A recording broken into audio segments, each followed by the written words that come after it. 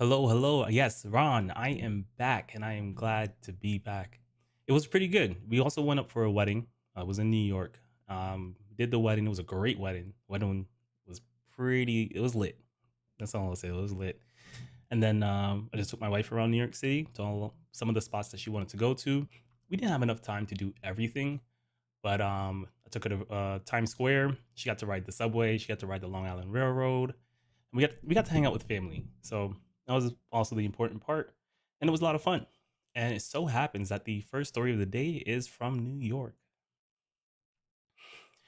So New York City Uber and Lyft drivers line up to buy Teslas ahead of Monday deadline for TLC plates. So if you don't know what a TLC plate is, it's just the equivalent of getting like the proper business form set up for your car in order to do rideshare. Last week I reported on how there's New York City limits how many rideshare drivers there are to about 78,000, and then they release the limit only if you have an electric car.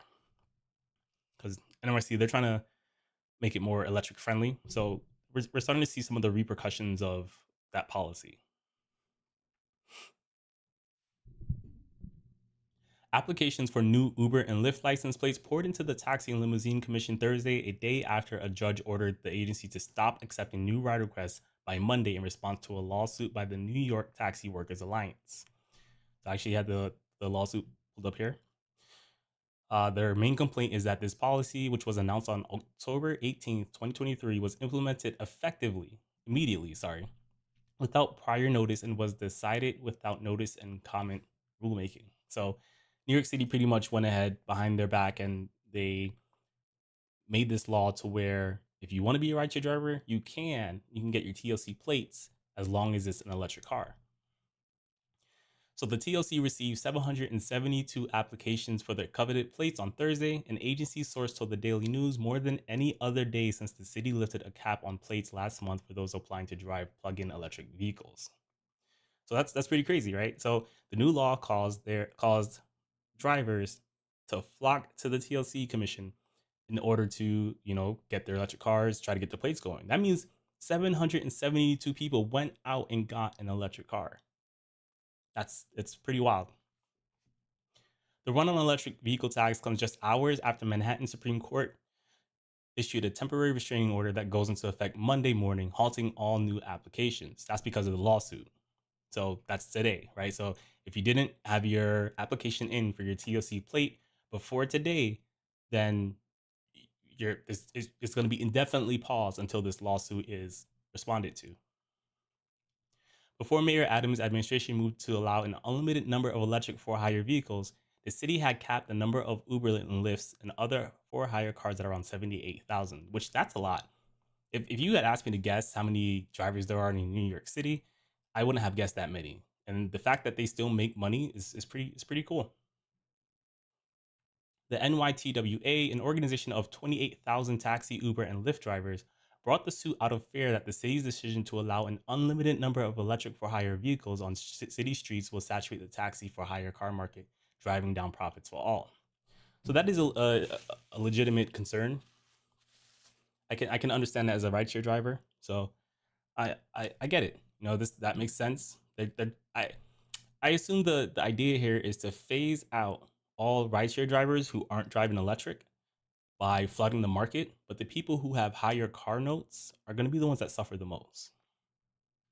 But in Red Hook, Brooklyn, on Thursday, a line of 24 rideshare drivers lined up around the corner of Van Brunt Street from the entrance of a Tesla dealership on Summit Street, eager to boost their own bottom lines by buying an electric car and applying for TLC plates before Sweeting's order took effect. All said they were hoping to leave with the vehicle identification number required by the TLC's application process. Near the front of the line, I'm not going to butcher his name, said he wanted to get his application in on time. It's going to close soon, he said that set of the application window. Canal, who drives for both Uber and Lyft, said he currently rents a 2014 Toyota Camry for $610 a week. Man, he said he expects to save by paying $800 to $900 a month to finance a Tesla. That's pretty wild. That's a lot of money. $650 a week. Let me get this straight. There we go. $650 a week times 52. That's 50 grand a year. He could buy 3 or 4 2014 Toyota Camrys for that price. Like, like, I, I'm so bothered by this. I'm so bothered by this. 50 grand in a year is what he's spending for renting. That's insane. And then he says, so yeah, he will save if he pays $800 a month. Let's see how much money he'll save. So 50 grand for the year. Let's do 900 times 12.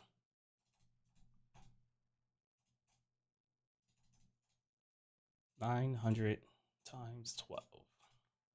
So yeah, he'll save like 40 grand by doing that. But still, I would get a used car. That's $900 a month is still a lot.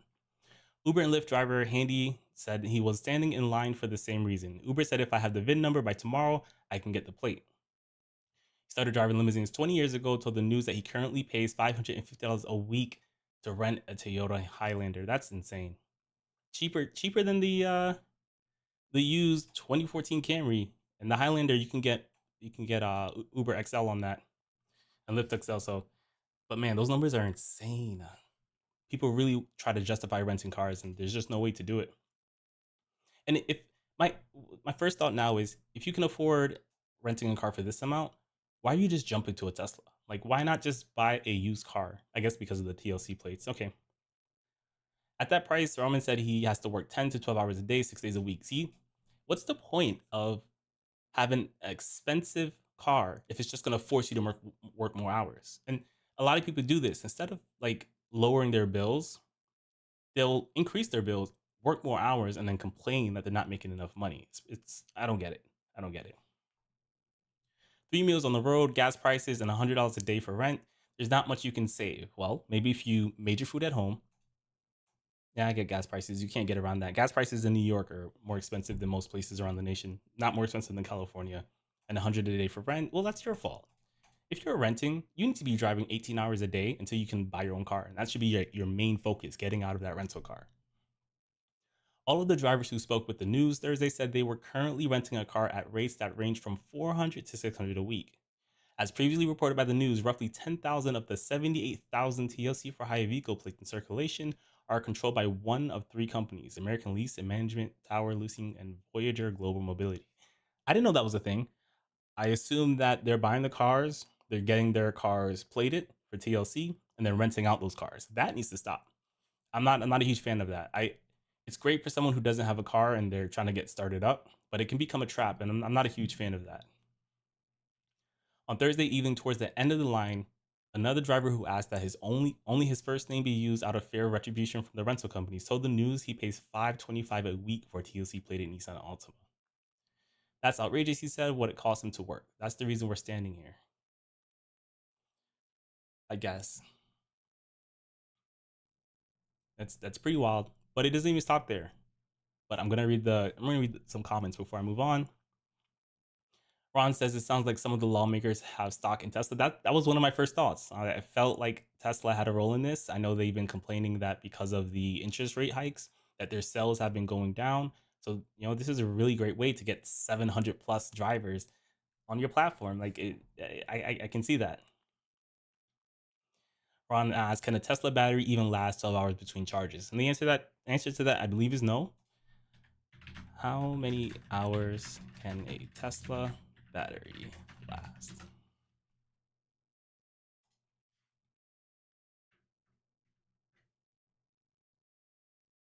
So Tesla battery gets approximately, let me zoom in here. There we go. Tesla battery lasts approximately 303 to 405 miles on a full charge and is reported to last about, what does that mean in time? I know I can do like on a long day. I don't know how that would calculate to in time. Let's ask Bard instead. So Bard is AI. How many hours can a Tesla last before needing to be charged?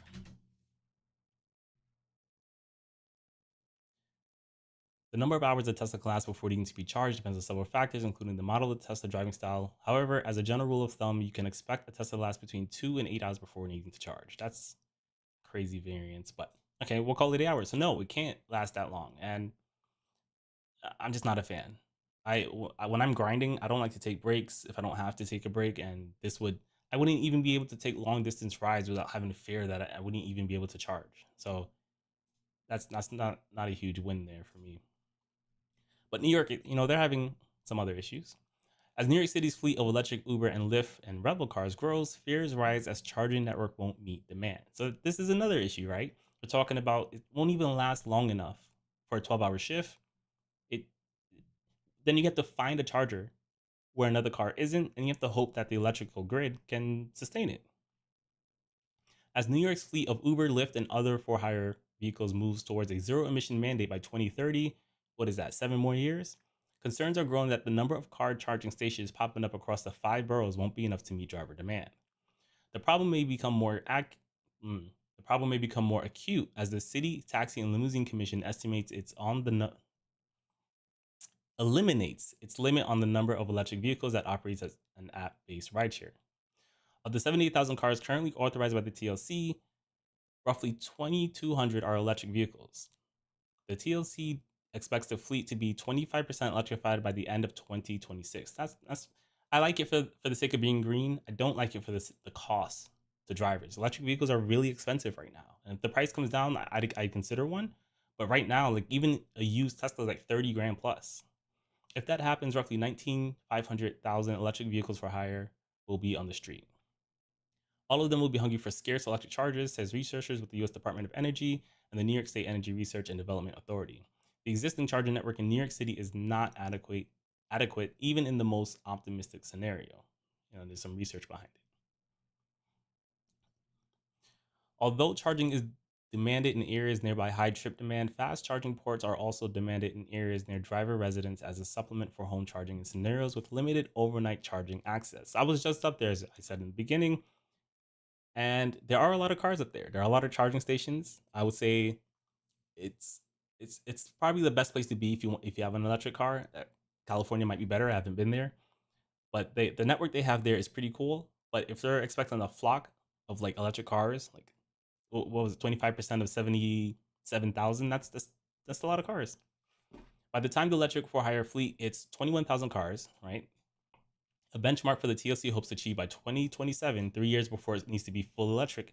The city will need more than 1,000 direct current fast chargers capable of topping up a car's battery in 20 minutes to an hour will be required citywide. Now, I will say, if I'm someone that's looking to capitalize on money, having an electric car by 2027, like that would put you in a great position when 2030 comes and everyone else, pretty much caught with their pants down. The city currently has 187 direct fast chargers. Wait, how many do they need? They need benchmark these 1,000. So they need 1,000 to sustain 21,000 cars, additional cars, and they currently have 187. What is that? Like less than 20% of what they need, but they do have time. They do have time. The bulk of the fast chargers are in Brooklyn, which has 68 charging ports at 6 locations, in Queens, that's where I'm from, which has 65 ports across 16 locations. Manhattan has 27 fast charging ports at 11 stations. On Staten Island, which I don't even know why we're talking about Staten Island. We don't acknowledge Staten Island. 15 fast charger ports are distributed across 4 stations. The Bronx has just one fast charging station, a Tesla supercharger. That's wild. That's actually pretty wild. They need to fix that. Drivers may also use DS lower charging. I don't know what that means. Level 2 plugs, which require a 240-volt residential or 208 commercial outlet. Level 2 chargers can bring a car to 80% charge level overnight or during the course of a workday. I don't know what they're gonna do. So it's like we're trading fossil fuel for electricity, but it doesn't seem as if we'll be able to keep up with the demand for electricity. So Truth Freedom asks, is this for New York only? So yeah, well, no. So by 2030, I believe the government. Let's look. 2030 electric only. there's been some news stories about it. I know California has like a mandate by 2030 everything needs to be electric, including like lawnmowers and things like that. But I don't think there's a federal. I know Canada has one. I see Volvo plans to sell only electric cars by 2030, and there's a couple manufacturers that are doing this, and usually they do it because the government tells them they have to. See, Mercedes Benz, all electric 2030. Nissan, all electric 2030. Let's see what this the White House fact sheet.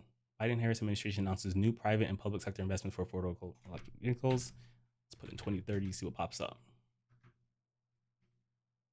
So right here, as part of President Biden's goal of having 50% of all new vehicle sales be electric by 2030, the White House is announcing public and private commitments to support America's historic transition to electric vehicles. Now, Biden could leave office and someone can change this. That can happen, but we're moving towards electric. That's what is happening. For better or worse, hopefully that drives prices down, but this is what's happening. Rolls Royce, electric only. Like it's becoming the thing that's happening. Ron says it is for New York, but only gives 5 years and will trickle down to smaller markets, right? Mike B says all these electric cars are going to break the grid. Yeah, that's what's going to happen. We're going to have to so it's like we as humans, we don't prevent things very well, but we are reactionists.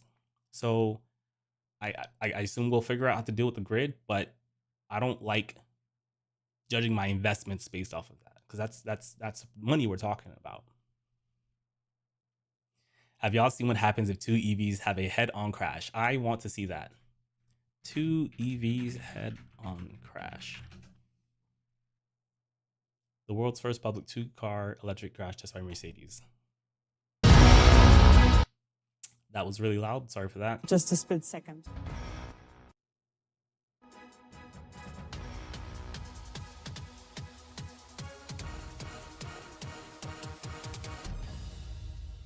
What a tease.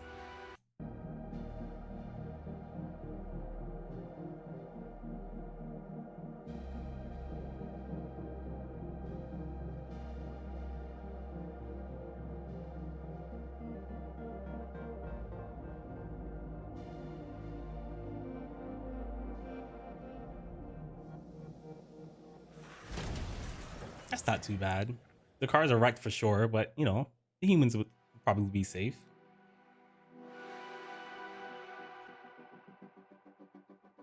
It's important that, especially with electric vehicles, that there is no damage to the battery and to the high voltage components. Both vehicles look completely destroyed at first, and the front looks severely damaged. This is part of the protection concept for the occupants. The front of the vehicles deform as designed to effectively absorb energy and reduce the forces. Yeah, Ron, that doesn't look too bad unless you have some other video in mind. That doesn't look too awful. So the next story is that New York leads the way on gig worker fairness. So we're going to be in New York for a couple of articles. They do have a lot going on, and they are a good place to look at as rideshare drivers. We'll skip that part. Particularly in a post-COVID world, we have seen and likely experienced firsthand a shifting of professional priorities. Increasingly, workers are choosing flexibility over the traditional 9 to 5. That's what I'm doing. That's what you're doing. Whether that means opting for jobs with remote work policies or choosing to drive with Uber and Lyft rather than making coffee. Who wants to make coffee at Dunkin' Donuts unless it's for themselves? While platform work has solved one piece of the equation for Black and brown workers, I don't know why it's guaranteed for Black and brown workers, the problem has mostly remained that, on the other hand, these workers are largely left out without benefits, protections, and security over workers should be entitled to. Companies like Lyft, Uber, DoorDash, and Instacart argue that people who work on their platform are independent contractors. I love being an independent contractor. I love being classified as an independent contractor. If they want to give us benefits without taking away the positives of being an independent contractor, I'm okay with that. Central to their argument is the fact that these gig workers have the unparalleled flexibility to set both a customized work schedule and also adjust it from week to week, day to day, and even hour to hour, all while working for their competitors at the same time. All right, I'm trying to find the point of this article. A recent groundbreaking settlement struck by New York Attorney General with Uber and Lyft does just that. Under the settlement, beginning early next year, 2024, drivers across New York State will be guaranteed to earn at least $26 an hour. While they are working, they'll also be entitled to paid sick leave and will be able to appeal the loss of access to the platform, things drivers previously had no guarantee of. So that's pretty dope. That makes me want to go and drive to New York. 26 per hour. If a bad day where I live is $25 per hour. If I make, and it's not bad, it's okay. Today's not a normal day. It's slower than usual. I made $25 an hour. I go home not hating myself, not feeling like I wasted my time. I can make more than that on certain days, but every now and then it's just slow. There's too many drivers out. The students are gone. The tourists aren't out. Something's happening. $25 is my minimum. Anything less than that, I kind of start feeling like I'm wasting my time. If I was living in New York, I would like to be averaging on a bad day $30 an hour, just because the cost of living is a little more expensive. So I do think this is a good middle ground for new people who are in New York. Paid sick leave will be dope. I've gotten sick, and even when I've gotten better, just because I have a lingering cough, I stay home. So paid sick leave would be dope. And being able to appeal the loss of access to the platform would also be dope. As if you guys have been following me long enough, I've been kicked off the platform. I was accused of locking someone in my car and being sexually suggestive to them, which wasn't true, but only because I have a dash cam was I able to continue being a Lyft driver. I do have a video up on that on my channel. I'll play it at the end of the stream. So James found a clear way to protect New York City rideshare drivers meaningfully and rapidly improving the quality of life for tens of thousands of workers across the state, providing them with access to new benefits and increased wages while allowing them to maintain the flexibility and independence that led them to seek out the platform. Better yet, she didn't waste years of fighting. This is so wordy. Like I want to know what the trade-off is. This just sounds like a self-praise piece. The agreement with Uber and Lyft represents a major breakthrough in contractors' rights and is a shining example of how governments can listen to their constituents while advancing protections important for workers such as sick pay, higher wages. In New York City, come on. There's all right. So it looks like I'm just going to follow up next year when this happens and see how Uber and Lyft. Just because the government passes something doesn't mean that Uber and Lyft aren't going to go and try to figure out a way to make it impact their finances as little as possible. So we're going to see. They might put like restrictions on how often people can work. Things are going to happen. Lyft and Uber are not going to take this lying on their back. And so before we read the next story, I'm going to go through the comments. Mike B says we can do that on gas cars too. I don't know what that is. Got to be a little more specific. I don't remember what that's in reference to. Ron says that's not accurate. The batteries explode and it's horrific. So yeah, I have seen. So I do know electric batteries are bad with exploding. So let's do car crash, Tesla exploding, and they're really hard to put out. Really, really difficult to put out. This one wasn't even in an accident. It's just, I guess it was taken there after an accident. But let's do this one. And this is just from flooding, right? The car flooded with salt water. The water evaporates, and then it sets off a chemical reaction, and it just burns. And like the fire companies have to just go out there and just let it burn to the ground because they can't stop it. It's kind of like a oil fire, where like it's constantly being fueled, so you can't put it out. I'm trying to find a better one. Here we go. One person is dead. 2 others are in the hospital after a fiery crash earlier this morning on Sunset Boulevard in West Hollywood. Eyewitness News reporter Shayla Girardin is live at the scene with the very latest. Shayla? Yes, we're told the driver and one of his passengers is still in critical condition this morning. And as you can see, they still have this whole area taped off behind me. There was a lot of debris on the road earlier. Like pops and like Leaving his passengers. Here we go. It all started Picked up by people following and immediately left the scene. It all started at 2:30 this morning. A car was traveling westbound on Sunset when it went off the road, hitting a lamppost and a tree. The car crashed outside the Pink Taco restaurant and went up in flames. The driver took off, but onlookers were quick to try and rescue the people inside. there are already 4 people like just beating the window open, trying to get it open. There were 3 female passengers inside the car. 1 died at the scene. The other 2 were transported to the hospital. Yes, that's pretty sad. I know cars can catch on fire, but these batteries are more likely to catch on fire. And then, if you're knocked out and it's on fire, it's gonna suck. 1 person died there. It's gonna suck. All right, so next story. We're still in New York. We'll be in New York for a little bit. New York leads the way. We just did this. So minimum wage and paid sick leave to be implemented for New York drivers. We kind of just did that too. Okay, so Uber and Lyft agreed to $328 million New York State settlement. This is from November 6th. Uber will pay $290 million and Lyft will pay $38 million as part of settlements in New York City State for a total of $328 million. New York Attorney General James announced on November 2nd. The deal, she's doing some work. She must be getting reelected soon. I don't, let's see.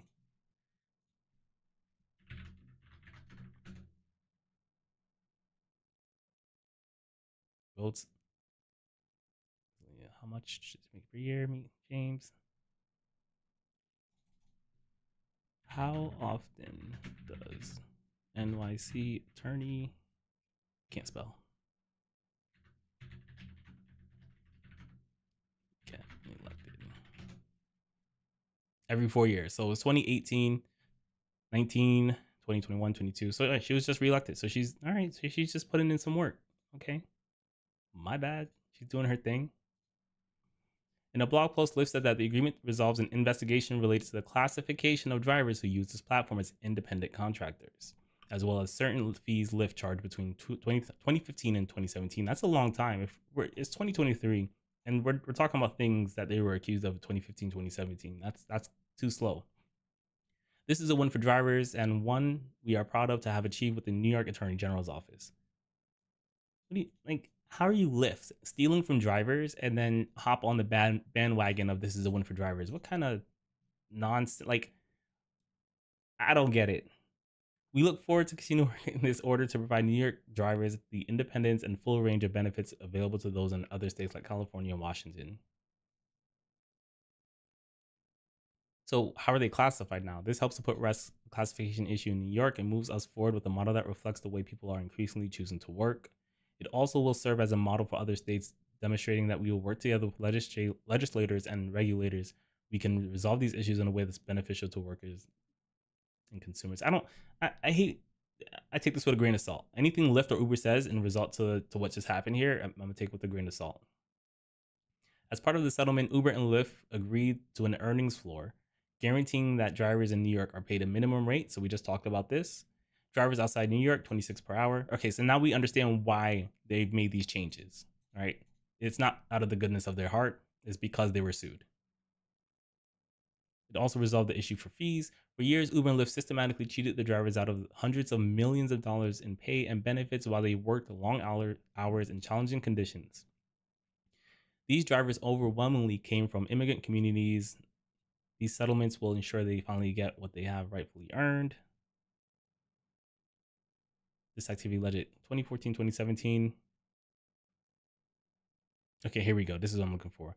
Lyft deducted an 11.4% administrative charge from drivers' payments in New York, which was equal to the amount of sales tax and black car fund fees that should have been paid by rider. Let me read this again. Lyft deducted an 11.4% administrative charge from drivers. All right, so they took 11% from drivers, which was equal to the amount of sales tax and black. Oh, so apparently the government was charging them 11.4% for sales tax and black car fund fees that should be paid by the rider. But instead of passing that on to the rider, Lyft passed that on to the driver. And did they stop after 2017? Like, are they still doing this? What's happening here? That's thievery. This is why the Lyft spokesperson, his message doesn't mean anything. This is something that they intentionally did. This wasn't an oversight. They said, hey, instead of passing this on to the passenger, let's pass this on to the driver. That's not okay. The office said Uber and Lyft also failed to provide drivers with paid sick leave under New York City and state laws. I didn't know that was a thing. I guess it's based off of the classification. The deal affects more than 100,000 drivers, according to the office. Okay, that's pretty shady, shady business.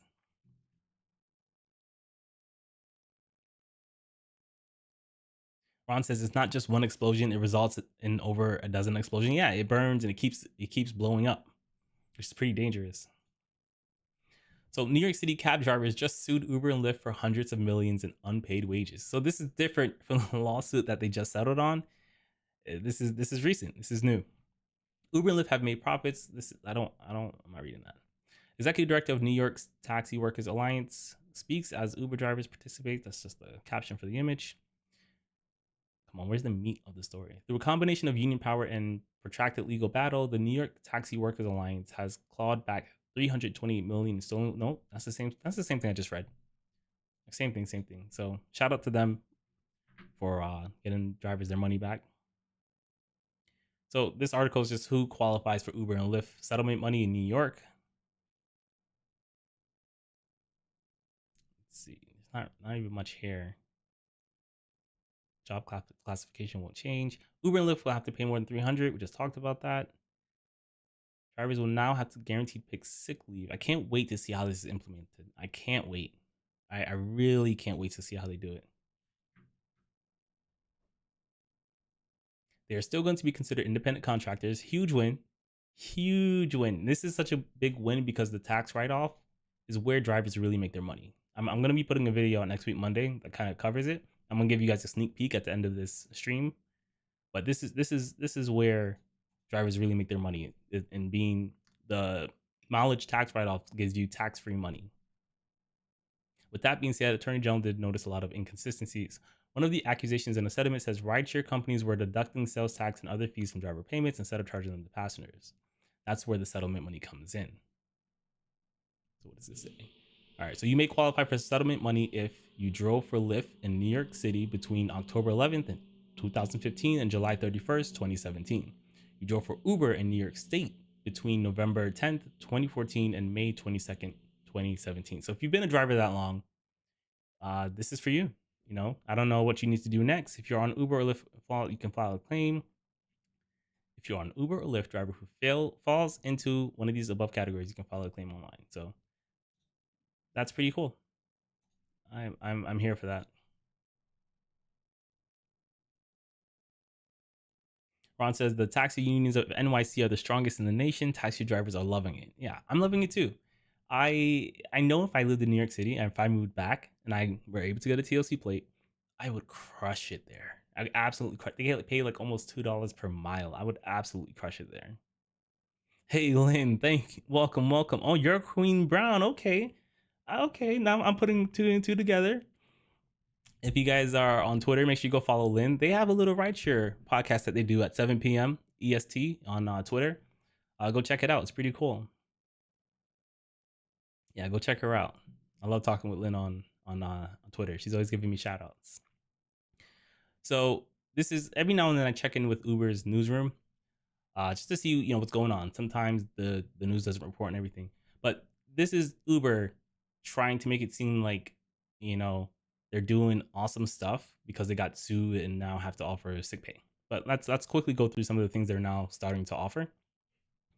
So this is just for New York City. We're still in New York City land. Minimum earnings floor for worker time. Drivers outside of New York City will earn at least $26 an hour while en route to a rider.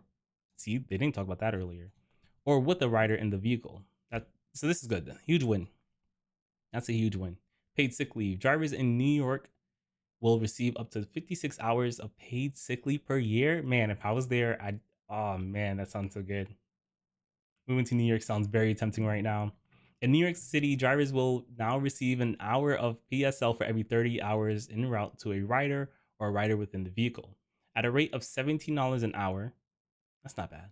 On top of the 6% of the existing earnings standard, which includes paid time off. Man, because there's some weeks where I'm legit working 70, 80 hours. So for every 30 hours on route, you get what? An hour for every 30 hours.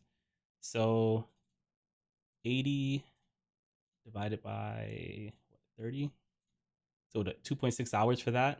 It's not a lot, but it's better than nothing.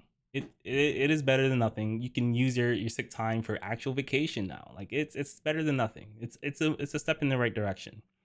Drivers in the rest of the state will be entitled to an hour PSL for every 30 hours en route to a rider or a rider in the vehicle at the rate of at least $26 an hour. So I think this is for people in New York City, and this is for people in New York State. So people in New York City, that's a huge win because it's one for one. They're not getting a cut like they are here with the $17 an hour. That's good. That's good. Appeal options. Drivers can appeal all decisions by Uber to deactivate a driver's access to the app. This needs to be like nationwide across the state. Yeah, this needs to be nationwide. This can't just be for New York, but it is a precedent and it'll probably hopefully be applied nationwide. It needs to be applied nationwide. Driver training, paid training, and education about driving on the app. I feel like if I made a driver course, it'd be better than any driving course Uber could give a driver. This builds on a recent agreement with New York State Department of Labor. As part of the agreement, Uber will pay into New York State's unemployment insurance fund, so drivers and delivery workers have access to unemployment benefits should they find themselves out of work. I would love to see how this is implemented. I don't even know what that means. Like, so I guess if Uber kicks you off the platform, they have to pay unemployment benefits. I don't really know how that would work. And they're thanking the attorney general for calling them out. So yeah, this is an L for Uber and a W for New York City, New York State Uber drivers. That's pretty good.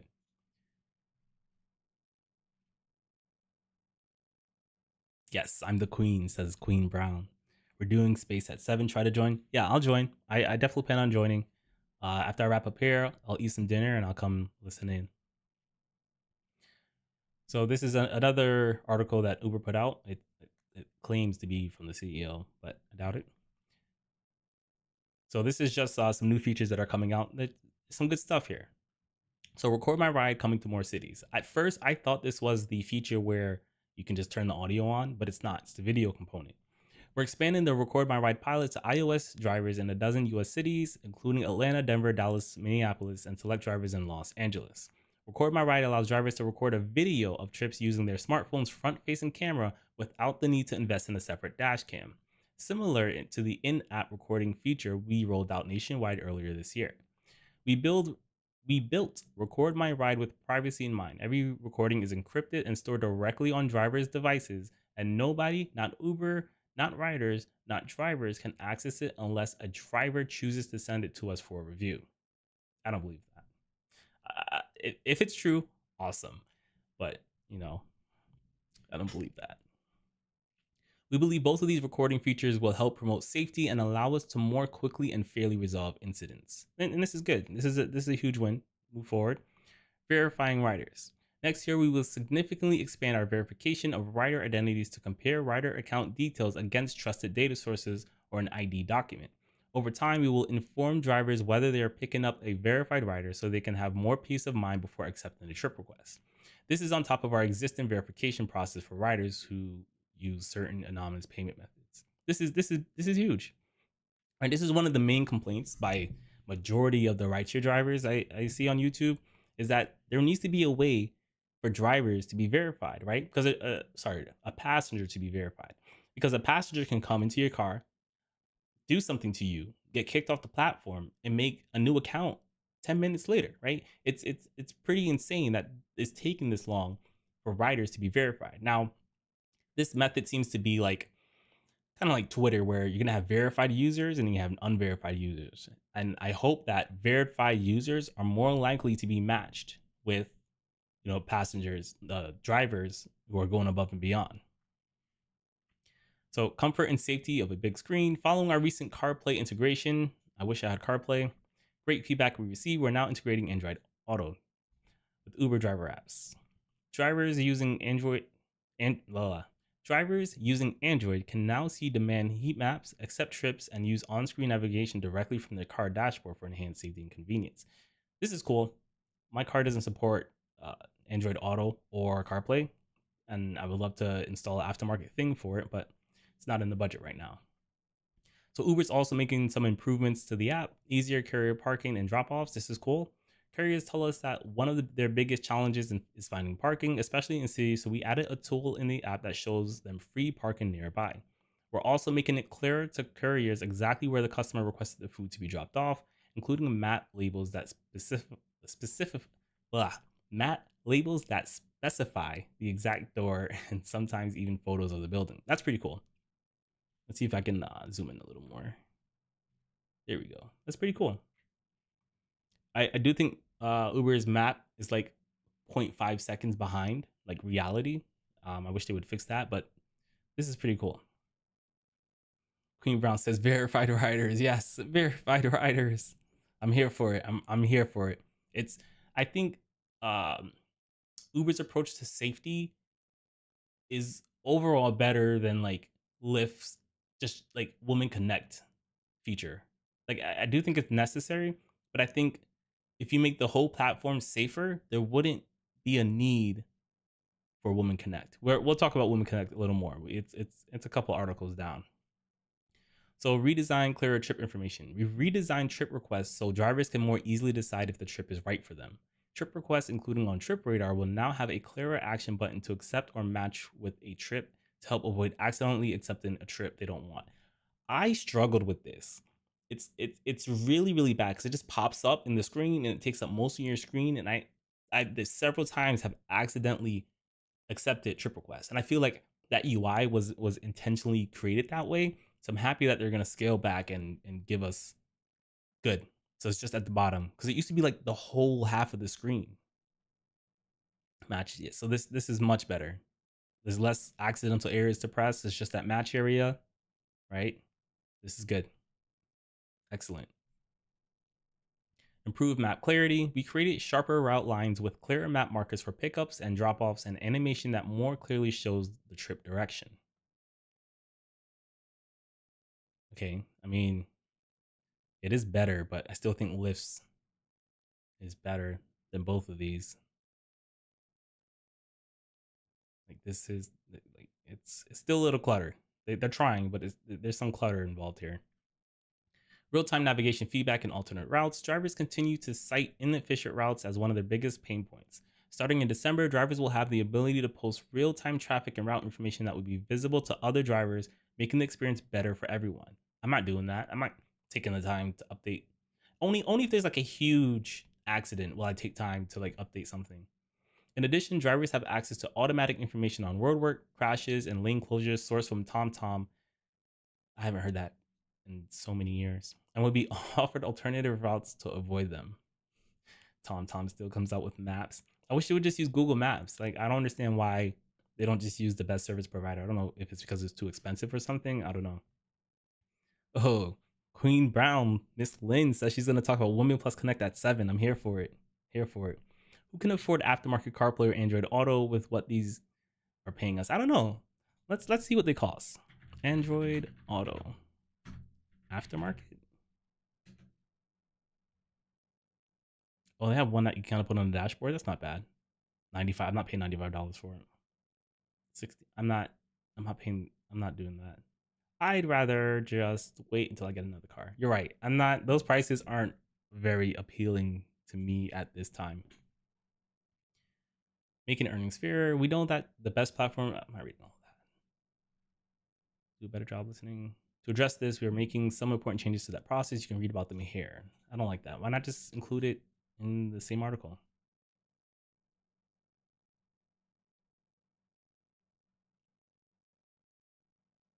This just providing a pathway to review account. Okay, this is on account deactivations. Drivers and couriers should have the ability to request an additional review of account deactivation decisions, including the ability to provide new information to support their case. Our expanded in-app review center tells drivers and couriers why their account was deactivated, great, allows them to request an additional review of the decision, awesome, and gives them the opportunity to share any additional information like audio or video recordings, which in many cities can now be done easily through the driver app. Huge win. That's a huge win. Protecting from false allegations. I've been accused. I have been accused. We have heard from drivers and couriers that they sometimes feel like Uber sides with the customers, especially when it comes to complaints that cause them to lose access to their account. I agree with that. We strive to promote safety for everyone who uses Uber, but the reality is that people sometimes make false accusations, often with the intent of getting a refund from Uber. This is facts. While we may take action to remove these customers from the platform, we know that there's still underlying concerns about these reports. To address these concerns, we put in place new systems to identify consumers who report incidents and give feedback with the aim of getting a refund or appeasement. Allegations made by these customers will not be considered in drivers' ratings or drivers. I don't care. I don't care about ratings at that point. Account deactivation. Man, I'm sorry, I got a little thrown there. Drivers or couriers account deactivation decisions. We've been excluding low ratings that are the result of factors outside the driver's control, such as traffic delays, since 2017, and will continue to do so. Great. It's not a bad thing, but like there's more important things than getting a 1 star from a passenger who's accusing you of like locking them in the car. Who cares about the rating at that point? I just want to keep my job, right? I can have 1 bad rating, I'll be okay. I can have 10 bad ratings, I will still be okay. I know I'm gonna get good ratings in the future, but I can't get good ratings if I get banned. That's what my brain was focused on. But this is not a bad thing. I'm being overly critical. Helping drivers falsely accused of drug impaired driving get back on the road. This is a common one here. Drug and alcohol use are never allowed while driving with Uber, and we take allegations of impaired driving very seriously. In many states, we are required to remove a driver's access to Uber if we receive just one complaint of suspected impairment. But riders can mistakenly report a driver for impairment, affecting their ability to make money. For example, in states where marijuana is legal, a lingering odor in the car from a previous rider may prompt a false allegation against the driver. It's not even legal where I live, and my car smells like this not because of me, because of the people getting in and out of my car. And I always communicate. I'm like, hey, if my car smells a little, it's not me. And I try to run the windows down, but sometimes there's only so much you can do. If a US driver accused of driving under the influence of drugs wants to take a drug test to disprove the accusation, we now have a program to assist. This sucks that you would have to do this if you're clean, but I'm glad that it exists. Going forward, drivers whose accounts are at risk of permanent deactivation for drug impaired driving will be provided the option to take a drug test through a nationwide partnership with LabCorp. Uber will cover the cost of the testing. Dope. Whatever the outcome will be, also dope. This is good. This is a good win. I'm here for that. Global principles driving our future work on deactivations. We know we have more work to do on this front, and we will continue to improve not only our underlying policies and technology, but our communication and transparency as well. As we do so, we want to publicly share our gold principles for account access, which guides us in this work. This is unusual of Uber. This whole article it feels like something I would usually get from Lyft, and I'm actually pretty proud of Uber right now. I'm pretty proud of them. Number one, drivers and couriers should be aware of the behaviors that can put their access at risk. Okay, so that's an education standpoint, I guess. Drivers or couriers who have been working on the platform for years have built trust with their customers in Uber. We should consider time on the platform and number of trips and decisions around access except for serious incidents. This is dope. I like it. I like that. There's some honor in that. If any loss of access occurs, Uber should be clear, empathetic, and consistent in our communications, and specific and transparent about the reasons behind our decisions, except where doing so poses a risk to other users. Okay. Outside of the most serious cases, drivers and couriers should have the ability to request a review of any decision that removes access for more than 7 days and can't be resolved on their own. Good. What did Uber even gain by kicking people off the platform without investigating? Save time? Like, you need drivers. The reason surges exist because they don't have enough drivers. So this might not be great for for all drivers, right? But I'm here to protect the drivers who actually haven't done anything wrong. I mean, I'm here for that.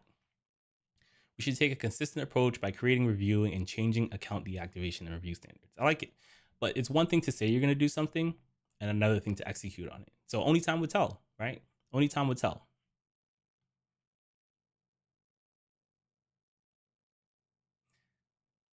Ask to speak and I'll give you permission. Maybe. We'll see. I might be talked out, but we'll see. Who, Ron? I like Ron. Are you set with Ron because he's talking out against the Tesla battery? Is that what it is? Do you have a Tesla?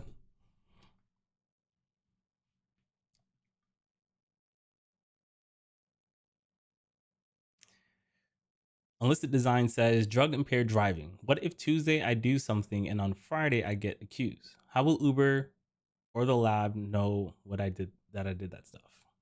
That's a good question.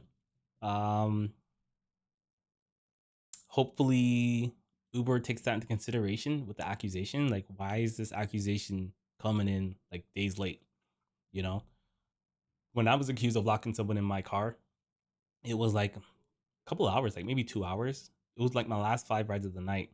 But you have a point. What if the person waits a couple of days to accuse you? I don't really know what that looks like. So like I said, it's gonna have to come down to how it's implemented, right? Because you can say you're gonna do one thing, but it can be implemented very, very poorly. So that's a really good point. So a woman with service dog denied Uber, Lyft, and cab rides. Look at her dog, guys. Look how big her dog is. Like his head is like at her chest, and she's wearing boots. That's a tall dog. Tall dog. Michelle Uyghur relies on her service dog Quinn to get her through the day. The Ottawa resident has narcolepsy, and the Great Dane can sense when Uyghur is tired, racing against her, or warning her when she's about to experience a cataplexy. I don't know what that is. A temporary muscle paralysis that can cause her to fall. That's what that is. That early warning gives Uyghur the time to get to a safe space. That's cool. It's cool that dogs can do that. And it seems that she has a legit service animal. For Uyghur, Quinn is an absolute necessity, but can become an issue when she tries to get an Uber, Lyft, or taxi. She says there's been friction with drivers and canceled rides with rideshares. With hidden cameras rolling, CBC's Marketplace followed Uyghur as she attempted to hire Uber and Lyft rides in Toronto, as well as local taxis. Half of the Uber and Lyft drivers were informed in advance that there was a service dog. The rest found out when they arrived. That's a good test. 3 out of 6 Uber drivers denied service to Uyghur and Quinn. 3 out of 6, that's half. One driver acknowledged the receipt of the message saying Uyghur was traveling with a service dog, then canceled about 2 minutes later. Another arrived for the pickup and said Uyghur must request a ride through Uber Pet, a service that costs more than a standard ride. So if she has a legit service dog, she actually doesn't have to, legally speaking, I'm not defending her, right? I'm gonna share my thoughts with you in a second. Legally speaking, she doesn't have to use Uber Pet. Uber Pet is for people who don't have service dogs, but they have pets. There's a difference there. Service dogs are allowed to go wherever humans are allowed to go, and whatever services that they can use, the dogs can use too.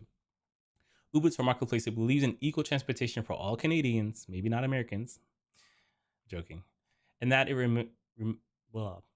reminds drivers of their legal obligations and policy at several points throughout the year. So the laws I'm talking about is a federal American law. I don't know how it applies in Canada. So take what I say with a grain of salt. If you're Canadian, if you're American, what I said is true. It also says it's pet services not required for service dogs. Yeah, see? I just said that. So that's how it works in America as well. It's a big dog, man. Would you guys take this dog? Alyssa Design says that's a big dog if you're driving a subcompact car, like a real. Yeah, man. I drive a Jetta. That that dog is gonna be like in my face while I'm driving. When one of the Lyft drivers was warned about Uyghur service dogs through the app, the driver canceled. We just went through that. Oh, this is for Lyft. How Lyft responded to it. That was how Uber responded to it. Lyft told Marketplace that they have a strict policy that drivers must accept service dogs and say they take the issue very seriously. And that's true. They're always warning us via email about these service dogs. But the service dog thing, it's a little shady. And I'm gonna show you why. So this next one, also Aurora man trying to get word out after he says Lyft drivers denied him twice in past month due to service dog. Wanna watch the video? If there's no ad, we'll watch the video. There's probably gonna be an ad. No ad. New tonight, an Aurora man is trying to get the word out after he says Lyft drivers denied him twice in the past month because of his service dog. Denver 7's Amy Wattis is digging deeper into the issue and found out this is happening more often than you might realize. 36-year-old Terry Garrett can't drive because he's 100% blind and needs his seeing eye dog Venus to help him out. I use ride services a lot to get to work, to get to the gym, to get to appointments and home again, because it's very convenient since the closest bus stop is over half a mile away from me. Garrett reached out to Denver 7 after he says 2 separate Lyft drivers refused him service in the past month. The first one, I tried to explain to him that Venus is my service dog, and he kept driving around the corner over there. The second incident happened when Garrett says he was leaving the gym heading home. They first refused me service, and then they wouldn't cancel the ride. They waited until I had to cancel. Garrett says he reported both incidents to Lyft and received this email saying in part, quote, "We contacted the driver and have educated them on Lyft's service animal policy. If the driver in question violates the policy again, they will be permanently deactivated." I think this is fair. I think not deactivating immediately is the way to go. People should be warned before they're deactivated. And I think this is fair. I think it's fair as far as the law goes, right? I'm about to show you how I feel about it personally and why this whole pet thing is kind of shady. Activated. Denver 7 reached out to Lyft, who shared this statement saying in part, quote, Lyft has a strict service animal policy that requires all drivers to accommodate passengers traveling with service animals, stressing that the service animal policy is regularly shared with drivers. That's true. If a driver knowingly violates the policy, Lyft says they'll be immediately removed from the platform. In other cases, they'll be given a warning and re-educated on the policy. If they violate it again, they will be removed. Garrett says he got Venus from New Jersey-based organization The Seeing. So I think that's legally fair. I did a video covering the shadiness of the policy, right? So we know what the policy is. We'll skip forward in the video. But here's where the deception starts to creep in. According to the Americans with Disabilities Act, or the ADA, a service animal is defined as a dog that is individually trained to do work or perform a task for a person with disabilities. The ADA makes it legal for service animals to accompany people with disabilities in all areas where members of the public are also allowed to go. As a Lyft driver, guess what? This includes your car. A common rebuttal to this is that Lyft drivers are considered independent contractors and should be able to reject whatever rides they want. While it is true that you are an independent contractor, you still have to follow the law, as Lyft has noted in their training video on service animals. Lyft drivers like yourself should always accept service animals. Through a little bit. It's Lyft's policy and the law. If a driver refuses a rider because of their service animal, that driver could face immediate and permanent deactivation if an investigation Here we go. Why you shouldn't have to take pets. You agree that Lyft drivers need to accommodate passengers with service dogs, but carrying around any kind of dog does have its disadvantages to the driver. Let's not pretend that it doesn't. A driver could be allergic to the dogs. The next set of passengers could be allergic to the dogs. The dog could shed all over your car. Now you have to stop to clean it and pay someone to clean it. And the dog could even have an and you don't get a cleaning fee for that. Accident while you're driving. And despite all of those legitimate That's me actually cleaning my car. If the dog is a service dog, you won't be provided with any cleaning fee for rides that are missed due to the cleaning or the cost of cleaning itself. And some of that contributes to why your Uber or Lyft is actually statistically more disgusting than your toilet seat, which is the topic of my next video. So another part of the problem is that you're not really allowed to ask for proof if a dog is a service dog. So there's no way for you to verify. You're allowed to ask what kind of tasks your dog can do to determine yourself. But if you get it wrong and you reject someone who has a legit service dog, you can be deactivated. So it's not even worth the risk. I take all pets. I had a dog owner lie and say that I gave him attitude because he had a dog. And if I didn't have my dash cam, again, I'd be in trouble. I'm gonna make a video on that. I have the video. I can't show you now because I saved all of my dash cam videos and I don't even know where it is. I have to go find it. But there's a loophole that people can use for pets that's not fair to drivers. So I'm not here for that. Unlisted Design says the trick with service pets are they don't have to inform you or prove to you that their pet is a service dog. Yeah. Exactly that. Exactly what I just said. So moving on from pets, Thanksgiving's coming up, and I want to start talking about things that we should be doing to make more money. And that's when I went to Lyft's blog and I found this article they put out for passengers. Now we can still use this as drivers to help, make some money. So they put out this heat map where it shows the best time for riders to get a ride, right? The darker the color is, the harder it will be to get a ride. So they're suggesting that on the 19th, the 20th, that's when you guys should be traveling. For us, we want to make sure that we're driving on days like the 18th, 22nd, the 23rd, right? That's like the Wednesday before. Some of us won't be able to because we'll be traveling for to be with our families or, vacation. We want to take vacation off. I'm telling you as a driver, the best time to make money are when other drivers are not working and other passengers need rides, right? You have to make some sacrifices here. You don't have to drive all day. Take 4 hours, do some airport runs, and you'll be super golden. Airport runs are going to be super popular depending on your city. So I really just wanted to point this out to you guys. I think If you need the money, you know, you got to make some sacrifices. And here's a map telling you when to work. It doesn't get any more clear than that. Lyft has all the data. They've been doing this for years. This is when you should work. This is Friday, Saturday, Sunday. Sunday in my town will probably be a little hotter. I know the college students will probably start leaving around here. So make sure you're paying attention to that. That's one of the best times to drive. For more Thanksgiving and Christmas travel tips, check out the best and worst times to go to the airport. I want to see this.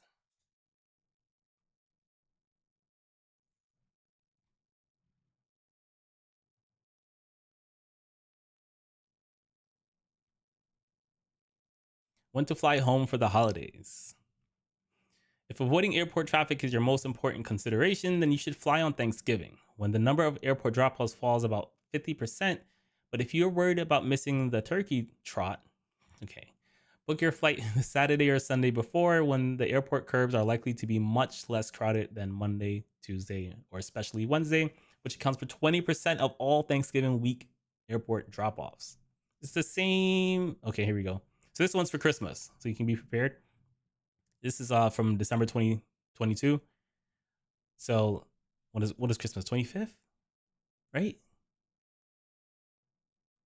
So with Christmas, a couple days before. So Christmas, what? When is Christmas this year? When is Christmas? 2023. Monday. So that's what I thought. So it's gonna be on Monday, which is here. So I guess it doesn't have the same pattern as Thanksgiving. It looks like most people will start flying out Thursday. I guess they'll have Friday, Saturday, Sunday off. So that's another thing just to be aware of. Fewer rides, more rides. So this year, I travel too, but I'm trying to be debt free by next summer. So I've decided that after this honeymoon that I just had in New York, I'm gonna be like grinding out for the holidays. I'm gonna be trying different apps. I'm gonna be trying food delivery services starting sometime this week.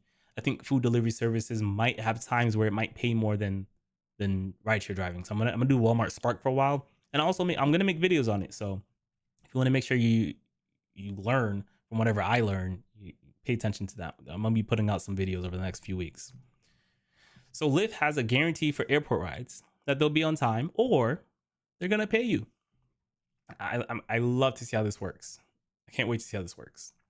Lyft is working to make sure those traveling for the holidays do so without a hitch. The rideshare company announced a new pledge to customers that scheduled rides in advance to the airport as part of its on-time pickup promise, citing American travel stress during the holiday season. If the Lyft driver is more than 10 minutes late, the rider will automatically get $20 in Lyft credit, the company said. I already have issues with this. If the rider is not matched with a new driver 10 minutes after their scheduled pickup time, Lyft said it will give them $50 in credit. My problems are growing. Furthermore, it will give riders up to $50 more in Lyft credit, or up to $100 total, if they need to use another service for their ride to the airport, including a taxi or an Uber, the company said.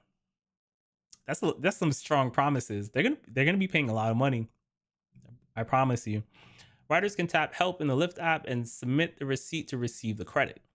Every minute counts when you're on the way to the airport, David Risher, Lyft CEO, said in a statement. We're so confident that we can get you there on time that if we're more than 10 minutes late for your scheduled pickup, we'll give you up to $100 in Lyft credits to make up for it, even if you take a taxi or an Uber.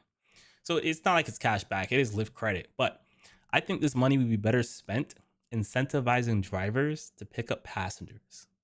Like, how is that not the message here? Like, you're making a bet that you're willing to pay customers if we can't pick them up on time. But the likelihood that we won't pick them up on time is going to increase unless you're going to be giving drivers bonuses, right?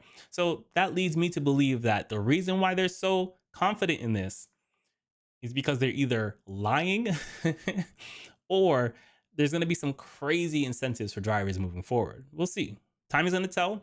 And I'm going to come back to this video and January, we'll see how things shaked out for Lyft and if people even got this, right? Okay, this is just like both Uber and Lyft, new features this year. This is just jargon. So we'll move on from this. So we'll see how this shakes out. So Salt Lake City launches new Lyft feature for women and non-binary users. I did cover this in a video already. We knew it was coming, but now it's in Salt Lake City. So what's going to happen is drivers are going to start seeing this, and we're going to start seeing how it starts playing out. We're going to be hearing comments from passengers. We're going to be hearing comments from drivers, and this is going to be something that we need to pay attention to. Ride-hailing app Lyft has rolled out a new feature in Salt Lake City that aims to match women and non-binary. Try that again. Ride-sharing app Lyft. I'm getting a hum in my ears. Hold on. I have too many wires and they're touching each other. Okay.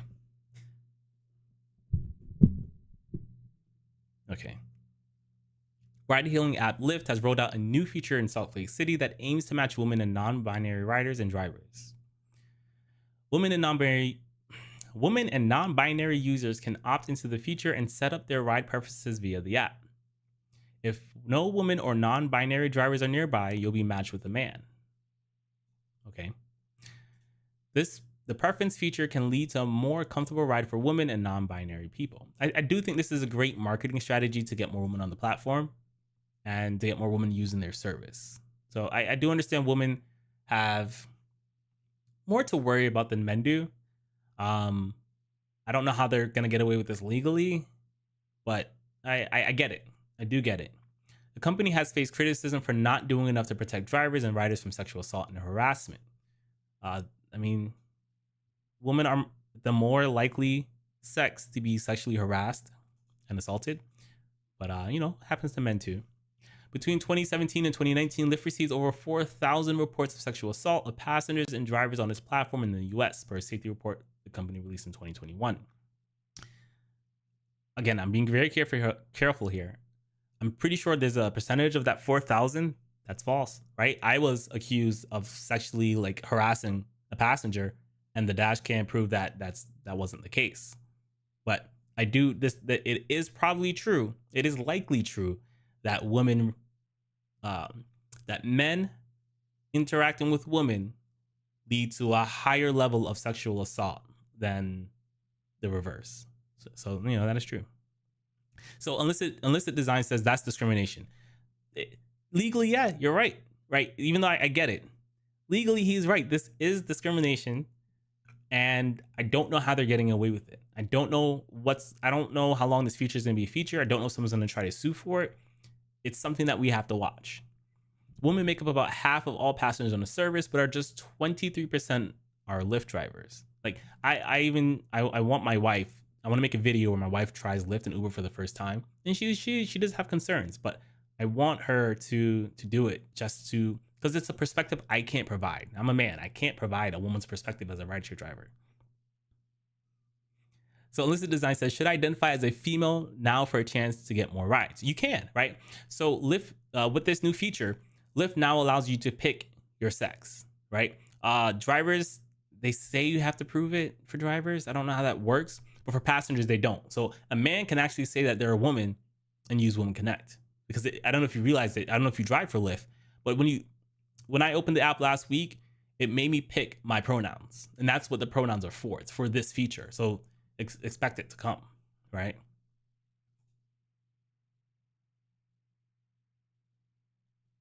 So we're just gonna play this. I was in New York when the earning reports came out, so I don't really know what's happening.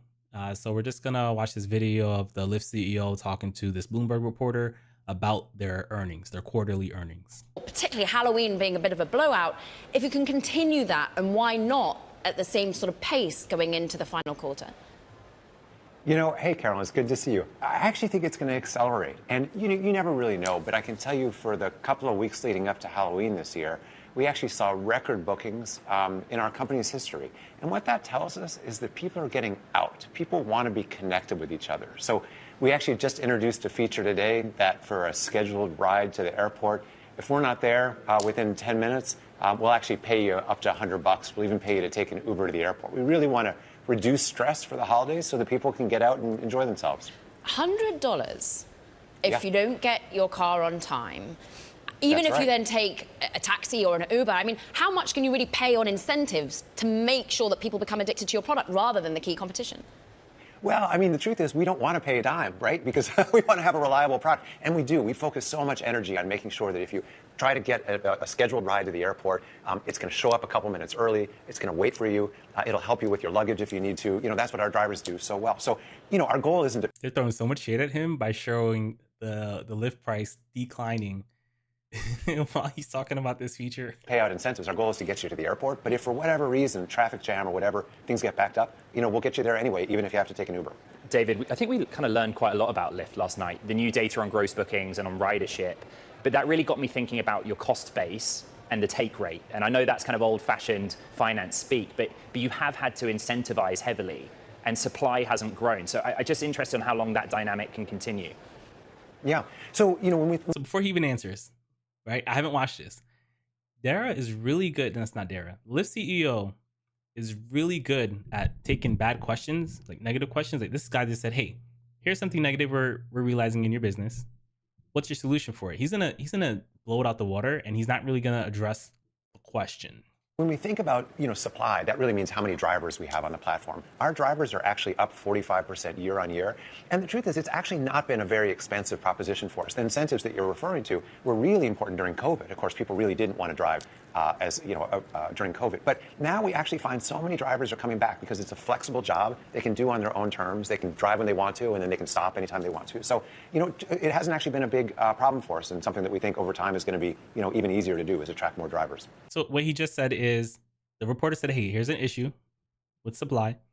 And his response was, it's not an issue, without like leaning into any numbers. Like he didn't respond to any numbers. He just kind of responded to like feelings, if that makes sense. So for 2024 calendar year, what's your kind of reset goal for your company? You know, you're a relatively new CEO, you've galvanized the workforce. You know, I hear from a lot of sources that there is a good energy within the company, but you kind of have a lot of work still to do. Customer obsession. Customer obsession. You know, customer obsession is what drives profitable growth. That's our whole thesis. And the better we can focus on our riders, the better we can focus on our drivers, you know, the more we'll grow. And we've seen this with, for example, Women Plus Connect, which we just launched in September, that allows women drivers and riders to request a ride with each other. People love that feature. Drivers love it because they can drive and feel comfortable, women drivers and riders for exactly the same reason. So these are the sorts of initiatives that are so customer focused, you know, focusing on, of course, 50% of the population, the women population, that can really continue to drive, you know, satisfaction and therefore use of driving with Lyft and riding with Lyft. He's really good at taking questions, like hard questions, and then turning them into an ad for Lyft. I'm an obsessed customer when it comes to my bike.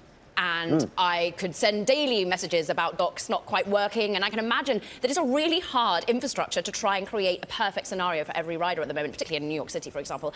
Are you thinking of partnerships when it comes to the bikes? Are you thinking of divesting of that particular part of the business? Yeah, so, I mean, I love the fact that you're a big cyclist. I know that you are. And by the way, you're not alone. In New York City, we typically provide about 160,000 rides a day, right? I mean, that's as big as a lot of public transit systems are. So it's a really significant thing for a lot of our riders. But as you say, it is, you know, sort of a complicated business. We're actually putting in new docks in New York. I don't know if you've seen them yet, but they're easier to dock. They actually charge up the electric bikes, which are a huge source of growth. But anyway, to your question of are we looking to partner? We are. We're looking to partner with organizations that can really continue to invest in the infrastructure that's needed. So that stop it there, but he has a lot of media training. No, we'll say that. He's pretty good at that. So Uber Lyft report Q3 growth as ride-hailing demand booms. The surge in customer travel combined with return to office and back-to-school commutes helped lift the company's business. So, all right, it's co-signing what he just said a little bit. Drive brief. Uber and Lyft both reported revenue growth and increased ridership year over year in the third quarter and compared with the second quarter. Okay. Chief executives of both companies cited strong customer travel as a key driver of growth during their earnings call. Uber CEO tweeted that the success of its Uber One membership program on November 7th earnings call, while Lyft CEO David Rideshare pointed out to the expansion of its Women Plus Connect program that matches women and non-binary drivers with women and non-binary riders. The two major ride-hailing companies continued a pattern of quarterly increases in rider activity year over year, although Uber holds a 3-to-1 advantage in monthly U.S. ride-hailing sales. According to Bloomberg's second measure, the consumer analytics company also noted that average monthly sales per customer in the U.S. in September was $93 for Uber versus $87 for Lyft, which that's kind of Lyft's plan. They want to be seen as the budget version, So like the CEO legit came out and said that that's their goal. But man, Uber holds a 3-to-1 advantage. That's pretty crazy. That's pretty insane. And that's not like compared to Lyft. That's compared to all rideshare, right? Nope. It's just compared to Lyft. Okay. Oh, this is good data. 26%. That's pretty bad. So I did hear that Lyft's stock price was failing. Let me zoom in here. It was failing, and it's because Uber's earnings call was significantly better than Lyft's earnings call, even though they both, they're posting profits. Uber reported 2.4 billion total trips during Q3, a 25% year-over-year increase. That's insane, which includes ride-hailing and delivery access all geographies where the company operates. So I guess that's including Uber Eats. I don't know. Trip growth was powered by strong audience and frequency trends as customer activity remains robust heading into our busiest period of the year. Okay.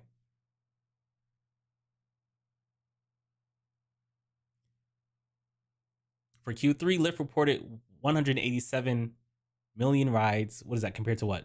The billions? 2.4 billion? Man, that's a big difference. That's a huge difference. I need to drive for Uber more. And that includes bike and scooters. That's terrible. That's actually really, really bad. That's really bad. Lyft serves only the US and Canada. In the past, our gross bookings. So Uber is more than Lyft. Let's see where Uber is. All countries, Uber.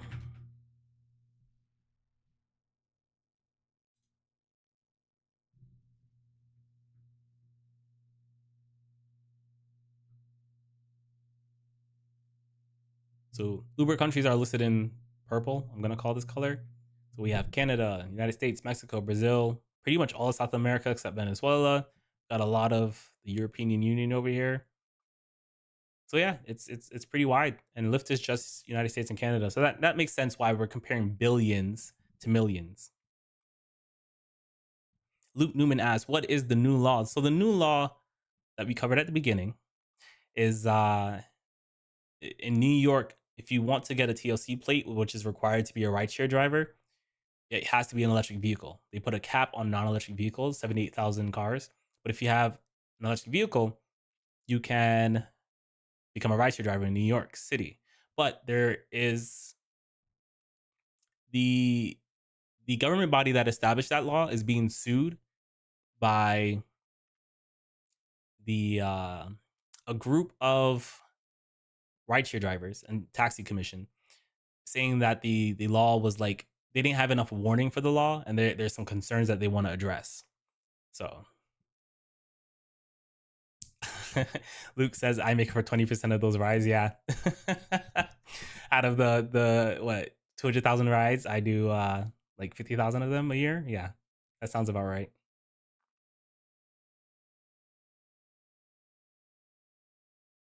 All right, so where are we at? I'm trying to find my track. With return to office, morning commute rides growing even faster, up to 30% year on year the last week in September. Risher said. He added that the fastest growing region in the third quarter was the West Coast. Lyft added 50 cities to its Women Plus Connect program this month after initial launch in 5 cities. Okay, that's news to me. I can't wait to hear the feedback. Only 15% of driver hours are driven by women. So that shows that there's a huge upside in focusing on making women feel more comfortable driving and riding, obviously, which can really generate all kinds of growth over long term. I don't see this feature lasting long, like legally speaking. And maybe Lyft knows it. So they're just trying to get women in the door. And maybe some of those women are going to stay around even if the feature disappears. There's no mention by Lyft in the earnings reports or on the call of the company's previously reported desire to sell or find a strategic partner. Okay, so I don't really care about that. All right. Alyssa Design says that's crazy. The state can tell you what type of contract. Oh man, I have like contract a contractor can get based off of his vehicle. It is wild. It is wild. Let me think about it a little more. It shouldn't be that way. It shouldn't be that way. But New York City's on a green thing. Like they just put in a. Let me find it. New York City congestion tax. So in New York City, the once a day toll could be as much as $23 during peak periods and $17 off peak, with higher rates for trucks and those without Easy Pass. Vehicles that enter the central business district from the southern tip of Central Park to the Battery could be charged as soon as the second quarter. So they're trying to tax people for just going to the city during certain, like, it's called a congestion tax. Some if you drive an electric car, I heard is cheaper. This is for Uber and Lyft drivers too. Now you do only have to pay once a day, but still, like if you do deliver, it's per truck. If a company has 20 vans and they deliver like vegetables to areas in Manhattan, like you're paying your $20 times the $23 peak hour. That's $460 like per day. That adds up. That like that's say 5 days a week, and then multiply that at 52 weeks a year. That's an extra $119,000 of business expense just from that one thing. Like it's the things that New York City comes up with on a whim. It's pretty insane. It's pretty insane, but I'll be the first to sue. Yeah, like yeah. There's gonna be a lot of lawsuits over these things.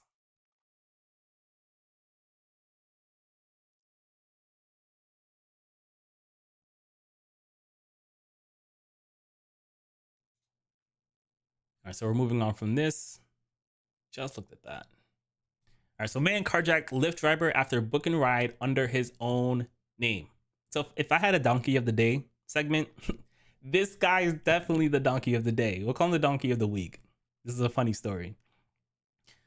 A guy in Miami carjacked a Lyft driver's car last month, but luckily the police had a pretty easy time tracking him down.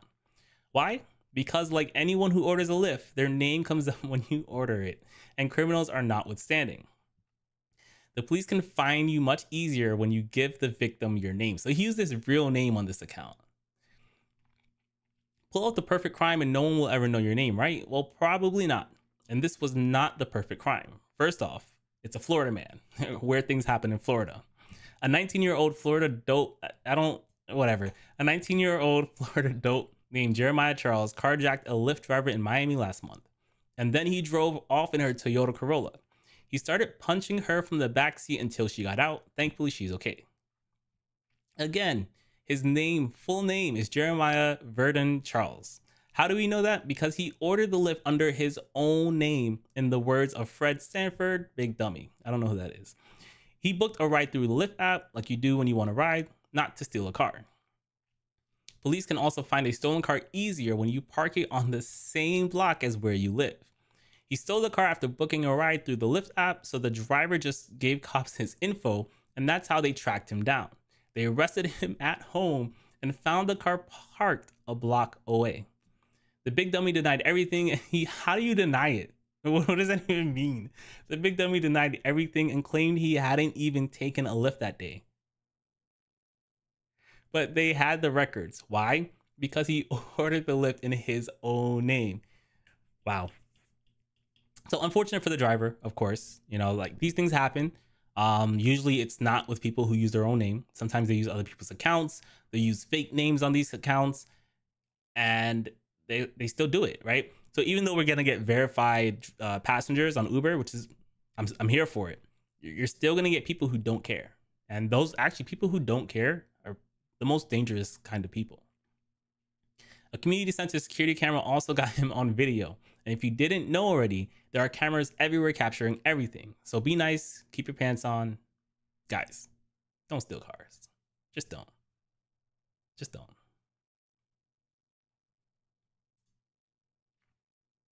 So here's a story from a millennial Uber and Lyft driver who earned $25,000 last year. And he explains how to make money when customer tipping is non-existent. Now, this doesn't sound like a lot of money, but he does it part-time. He has a full-time job that he goes to, and then he does Uber and Lyft afterwards. So let's see what Ken has to say. Ken, 36, drives part-time for Uber and Lyft in Texas while balancing a full-time job.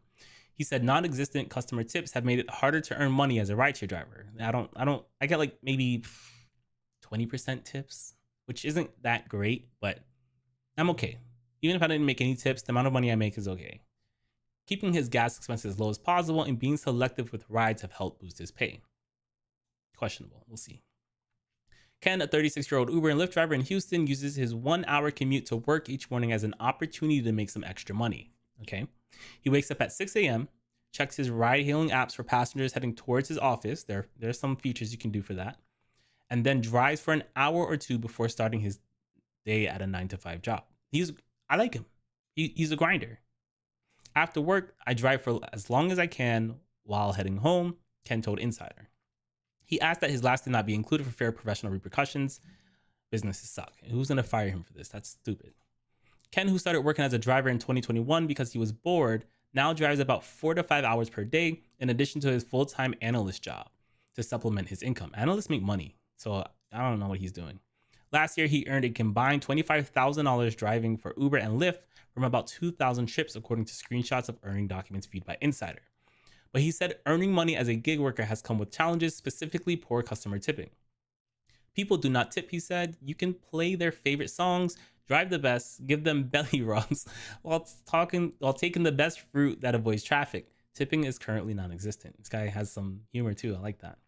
Ken is one of the millions of Uber and Lyft drivers in the US who, due in part to fluctuating customer demand and tips, can't depend on a consistent paycheck. Some drivers are calculating their earnings after accounting for vehicle expenses like gas to ensure driving is worth their time. Recently, Insider has spoken with several ride-hailing drivers who said tipping has gotten worse over the past year. Between October 16th and November 5th, is that this year? Yeah. Ken was tipped an average of, 0.46 cents across 57 Lyft trips. That's really bad. Or an overall tip rate of 3.1%, according to screenshots of his Lyft driver platform. That's compared to 15 to 20% tip range many customers leave at restaurants. Mine, like I said, I get tipped about 20% of the time. So I don't know. I would have to go to where he lives, drive in his city, and then determine if it's him, if he knows what he's doing or not. Additionally, between October 16th and November 6th, he received an average tip of $1.34 across 39 Uber trips, or an overall tip rate of 11.5%. In his most recent week, driving for Uber and Lyft, from October 30th to November 6th, Ken had some especially bad tip unluck. He drove 14 hours across 19 trips and received $0. See, bro, 14 hours and you take 19 trips. Let's run the math. Let's run the math. 19 trips, 14 hours, 14 divided by 19. That's 0.7 trips. That's less than 1 trip per hour. So he's declining a lot. I suspect that if he were to accept more, he probably would get more in tips. The best way to increase the amount of tips you're getting is to take more rides. Not everyone's going to tip, and you don't know if they're going to tip before you pick them up. Though, would it be cool if passengers could do that? Like when you order pizza or something like that? That would be pretty dope. But I suspect that the reason why he's not making money is because he's probably over declining.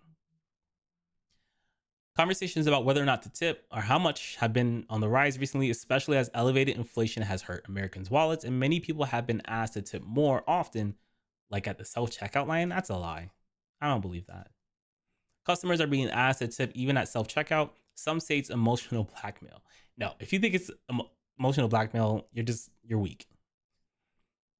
That's wild though that they would try to make you tip at to get prompted for a tip. So it's wild that you are getting prompted for tip at self-checkout, but it's wild that you also think it's emotional blackmail. Like, come on, grow up. To entice customers to tip, Ken says he keeps his vehicle clean and doesn't push people to have conversations. This is how you get tips though. You have to know how. You have to know if someone wants to talk or not to talk. The second someone gets in my car and I say, "Hey, are you whatever your name is?" They say, "Yeah." Oh, cool. How's your day going? If they say fine, that's it. They don't want to talk. Like, you move on. But if they open up about how, the cops were called on them because they were over some woman's house and the husband showed up, then you start talking. You start, what's going on? I want to know more about this. And that's a real story. And he tipped me, So like, I sometimes I don't want to talk to people, but I do know that talking to people is where you get your tips. You do have to be careful though, but you just have to know when someone wants to talk and when he doesn't.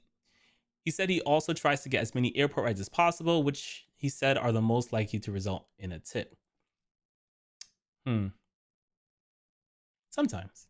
I don't do a lot of airport rides, but when they do tip, they tip well. I'll say that. When I get a ride to the airport, I count my blessings, he said, referring to the people traveling to or from the airport. Keeping gas costs low and not accepting all trips have helped boost his pay. That's what the claim is, but that's not. We just discussed how he took 0.7 rides per hour. It's really bad. When he tracks his earnings, Ken said his main expense is gas. Yes, your earnings, gas is your biggest expense as a rideshare driver. He said his 2023 Hyundai Elantra is fuel efficient. Okay, so here we've just established this man has a brand new car for 2023. So he probably has a car loan, right?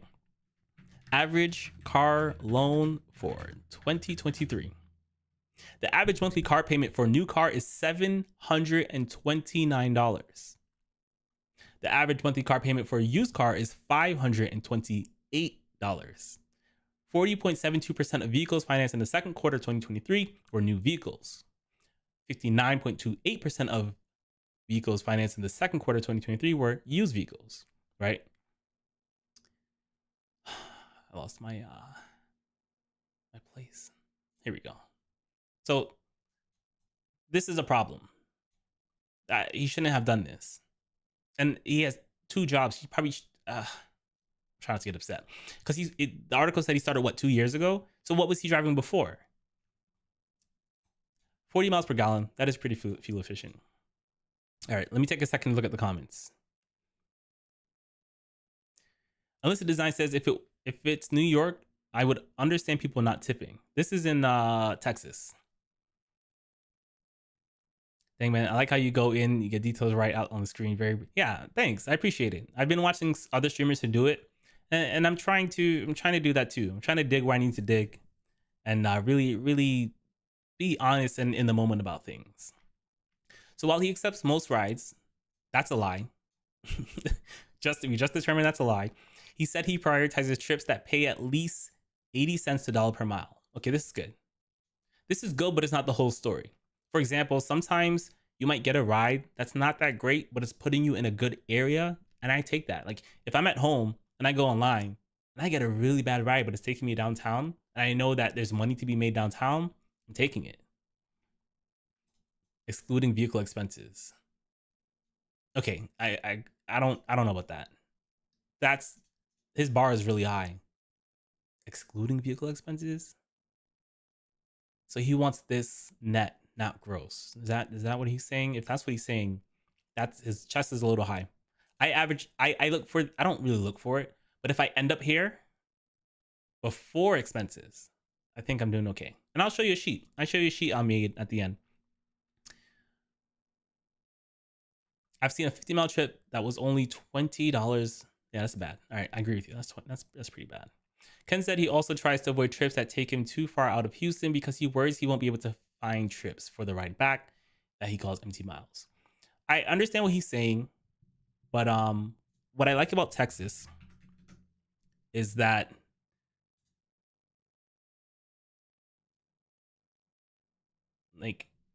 it's like you have like this triangle, right? Dallas, Houston, San Antonio, Austin. So if you have to go to Dallas, it's still hard to get a long ride back, but it's still likely you'll get a ride in that direction. It can be weird. You have to know your market in order to make a decision like that. So I'm not gonna knock him too hard for that. Okay, I'm just bumping around because I don't keep losing track. Okay, so despite the challenges, he likes the flexibility and extra cash. You know what? I'm gonna show you guys something. I'm gonna try to pull it up without doxing myself. All right, hold on. Give me a second. I'm gonna find it for you guys. It's a spreadsheet that I made, and I have some numbers in there from a week when I made $3,000. It's supposed to be from my video next week, but I'll give you guys a little sneak peek. So here's my per mile, right? I can't zoom. Hold on. Bro. Here we go. All right, so I made 95 cents per mile. This is before like expenses. So like that's why I agreed with him before considering expenses. If he's looking for this after expenses, I think his chest is too high. But here's a look at how much I make in expenses per mile. 12 cents per mile. That's not bad. Like it's my car note's cheaper than his for start. My car's actually almost paid off. I have $4,000 left. I actually can pay it off this month, maybe. We'll see. But I align with some of the things he said, but I still think there is room for improvement in how he's handling his business. I also assume that if he's driving when he gets off of work, he's dealing with traffic. Unless Design says sometimes if the ride initiatives are high enough, like a $500 for completing 50 rides, I'll do quick $5 trips during the week and then focus on longer $15 rides during the weekend. I'm like that too. And the great thing about short trips is if you get a bunch of short trips and half of them tip you like $3, that's like 50% tip rate. Like people like to sleep on the shorter trips, but the shorter trips will save you gas, especially if you're using the stay within the area filter. Like that will help you make money. But I feel like I could be great friends with this guy. He has like great work ethic, and I think I could help him make more money. You know, maybe I should try to see if I can get him on the show. That would be dope. That would be dope. Let me write his name down so that I'll do it when I turn the stream off. I'll just put this tab over here so I don't forget. That sounds like a fun time. All right, so moving forward. Trial begins for a man accused of stabbing Lyft driver. So I typically want to follow things like this to see what happens, but I'm not going to follow this particular story because you'll understand why in a second. So this man is charged with attempted first-degree murder. The Boynton Beach Police Department says Radler was driving a motorbike September 12th, 2021 on Seacrest Boulevard in Boynton Beach a few minutes before 5 a.m. when he was involved in a traffic crash with the Lyft driver. This is not her. After colliding with the motorbike, the Lyft driver, Tevin, I'm not going to butcher his last name, struck a tree. Then he and two Lyft customers got out of his car to check on Radler. According to the arrest report, Radler was armed with a 12 to 15-inch knife and stabbed him in the face, cheek, back, and arms. This is also not him. I don't think it is. I don't know. Maybe. I could be wrong. The arrest report says, I'm going to just say Kim. The arrest report says Kim suffered severe lacerations to his face, a puncture wound to his temple, a stab wound to the back of the neck, a collapsed lung, and several slashes to both arms. I'm happy he's alive. That sounds like he shouldn't be. Kim fell to the ground, and police say Radler also got on top of him, so he did more, and continued to stab and punch the victim multiple times in the face and eye before leaving the scene on his motorbike. This is him. This looks like what I expected him to look like. The arrest report says Radler admitted to BPPD detectives that he was involved in a traffic crash in the area of Seacrest Boulevard. Radler became so enraged over the accident that he retrieved his knife from his motorbike and cut the driver of the other vehicle. I do realize a lot of road rage events, I'm not going to say a lot of road rage events seem to be motorcyclists, but it seems to be between motorcyclists and car drivers, whether it is the motorcyclist or it is the car driver. Radler stated he ultimately knows that the driver of the other vehicle did not crash into him on purpose, and he feels bad for what he did because he's going to jail. So I'm not going to follow this. It's not like he got into the rideshare driver's car and stabbed them. That would be something I'd follow more closely. This is just a story that caught my attention because a rideshare driver was involved, and that I thought was worth sharing. Unlisted Design says, right, I just got a $10 tip for a $7 trip. That's awesome, man. I love those. Love those. So I do have a percentage of Canadian viewers. So this one's for my Canadians out there. Lyft is recruiting drivers for Windsor. They're launching in Windsor.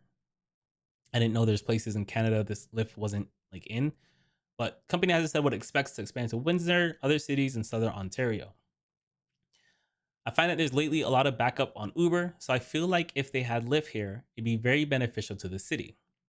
CBC News asked Siliga and others in the downtown area about their thoughts on a new player entering the local ride-hailing business after Lyft made the announcement on its website earlier this week.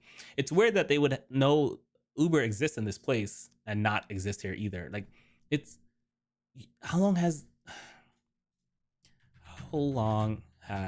Lyft been in Canada. Lyft first launched in Toronto 2017. Wow. That's not that long ago. Okay. So it looks like they're starting to expand. The Uber competitor says it's currently looking to recruit drivers in those cities. If you're in that city, this is a great time to be a Lyft driver. The demand is going to be fantastic. The company didn't say when the service is launching, but told riders to stay tuned for more information. Lyft did not respond for requests for comment. I will also say if you're a Lyft driver and you have an affiliate link, I have an affiliate link. So if you're in Canada and you try to drive in Windsor, use my affiliate link. I don't know if it'll work for non-US people. Try it. I try it. I will give you a percentage of it. He said he expects this business will have a honeymoon period. This is what I'm talking about, the honeymoon period in Windsor, but believe people will come back to taxis. Taxis are gonna die. He needs to jump onto one of these platforms. The citizens of the city will realize that taxis are there to stay and taxis are more dependable, safer, he said. It might be in the beginning more dependable, but that's just not the trend. Like, you have to be careful. You don't get stuck in what you do because you believe that it'll always be there because it was always there. Taxis in a lot of places aren't doing well. New York is an exception, and California is an exception. Like, you have to have a really populated area to be an exception. We know there are rideshare alternatives out there, and that's healthy. By giving residents more transportation options outside of private car ownership, we will see overall market expand for all players, the spokesman said in an email. That's a very Canadian approach to the situation. But I'm here for the expansion of it. I'm here for gig work to help people overcome their financial problems. I'm here for that. So we know there's a war going on, and I'm not gonna get too political because I know better than that. But I have every day I come home and I'm watching videos on the updates. So I saw something involving a Jewish Lyft customer, and I thought it was worth talking about. So we'll quickly go through it. So Jewish Lyft customers' account suspended after driver goes on antis. I'm gonna read it again because I'm gonna clip this. Jewish Lyft customers' account suspended after driver goes on anti-Semitic triad. A Lyft driver allegedly went on an anti-Semitic rant to a visibly Jewish passenger Monday, and the rideshare company suspended the victim's account throughout the night, according to the passenger who provided documentation of the ordeal. Yakov, a Midwood resident in his 30s, ordered a Lyft ride Monday night at around 9:15 p.m. when the ride began. Yakov says that he and the driver, whose identification on the Lyft app read MD, had a pleasant conversation about the neighborhood, the driver remarking that he used to live in the area. When Yakov asked where the driver was from, he replied that he is an immigrant from Bangladesh. Shortly afterwards, the driver began to ask Yakov questions such as, "Do you know why houses are so expensive now? Do you know why insurance is so expensive? And do you know who controls interest rates?" Ooh, this is not looking good. This is looking like a Kanye moment. The driver repeatedly said the Jews control everything and called it. I called it. He went on to say that the Jews want to control the poor people and other similarly anti-Semitic statements. "I was afraid for my safety," Yakov says. "Especially with the rise of anti-Semitic attacks as of late, I was inside a car being driven by a stranger expressing egregiously anti-Semitic views to a passenger who was clearly Jewish. I didn't know what he was liable to do, so I asked him to leave me off at the nearest corner." All right. Yakov pressed the panic button in the app, designed to alert police and ADT, a security firm which partners with Lyft. The driver agreed to terminate the trip and left him off in a high crime neighborhood at around 9:30. This, you cannot hold. The driver's being a douchebag, period. But, he requested to get off at the closest corner. So if it just so happened that this was the case, that's kind of on Yakov. But no, Yakov did the right thing by getting out of the car as soon as possible. Yakov ordered another cab to reach his destination and was contacted by ADT a few minutes later. Police only reached out to Yakov 20 minutes later and said that his case was not high priority as there was no reported immediate danger. If he's on his way home and he's safe and the driver's gone, I understand this. It still feels sucky, but I understand it. "I was still very afraid as I was left in a high crime area at night with few people around. I felt like a sitting duck," Yakov said. But Yakov was in for another surprise later that evening. There's more. An email show with Hamodia, I probably butchered that. Kevin David from Lyft safety team told Yakov that I like saying his name, Yakov. I don't know why. Yakov's account had been suspended due to the accusations that he had engaged in a discussion about Israel's war with Hamas terror group, which was, according to David, a violation of the app's term. So we'll finish reading and I'll give my thoughts. Please read and reply to this email to help us resolve your case as quickly as possible, the email read. I'm following up on some feedback we received about one of your recent rides. The report alleges that you are making comments about the war in the Middle East. When feedback like this comes through, it's our policy to keep your account on hold until we hear back from you. I know this takes you off the road, and my goal is to support you as we come to a resolution. I'm confused. Takes you off the road. This is the passenger we're talking about, right? The passenger is Yakov. He was in the car of the Bangladesh person, MD. Okay, all right, we'll keep reading.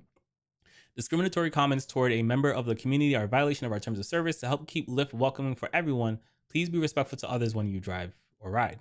Regarding the email, Yakov says, after being the victim of anti-Semitism, I was told condescendingly to be respectful to my abuser. Yeah, he's the passenger. I'm a little confused here.